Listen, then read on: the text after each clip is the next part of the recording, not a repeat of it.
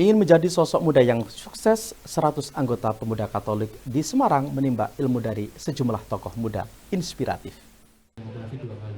Salah satu tokoh muda yang dinilai sukses oleh 100 anggota pemuda Katolik Semarang ini adalah Diko Ganinduto. Selain menjadi bupati termuda, Diko juga sukses di bidang bisnis usaha. Kesempatan itu dimanfaatkan oleh anggota pemuda Katolik untuk menimba ilmu, untuk mendapatkan pencerahan bermanfaat agar sukses ke depannya. Menurut Ketua Pemuda Katolik Komcap Kota Semarang, Kristoforus Agung Swastika, pemuda Katolik ini butuh sosok panutan dan masukan dari tokoh muda yang berpengalaman. Tidak hanya Diko, tokoh inspiratif pernah dihadirkan seperti Christian Hardianto, pemilik sebuah BPR di Semarang, Bambang Sutrisno dari DPD RI, Iswar Aminuddin, Sekda Kota Semarang, dan Anton Lami Suhadi dari DPRD Jawa Tengah. Pemuda Katolik sebagai lembaga kader melihat Mas Diko ini adalah sosok yang memiliki ketertarikan di dunia politik. Secara khusus kami melihat Mas Diko sebagai sosok yang inspiratif. Artinya beliau mampu menginspirasi kami anak-anak muda untuk terus berkarya.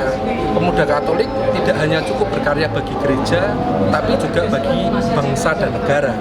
Jadi kegiatan ini adalah kegiatan rutin dari Pemuda Katolik Komcap Kota Semarang, yang dimana kita dalam kegiatan rutin ini menghadirkan tokoh-tokoh inspiratif yang bisa membagikan energinya, membagikan pengalaman, sharing bagi kami generasi muda, sehingga kami ini tidak hanya memiliki pelayan dalam lingkungan gereja, tetapi juga di sekitar pasar bagi gereja, bangsa, dan negara.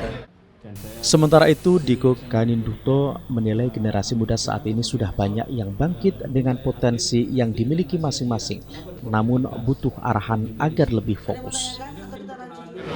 Sering banyak ketemu anak muda, khususnya di Kota Semarang ini kan semakin banyak bisa melihat karakteristik, kemudian apa yang menjadi masukan, saran dari anak-anak muda yang ada di Kota Semarang gitu kan. Jadi kita lebih banyak menyerap aspirasi lah.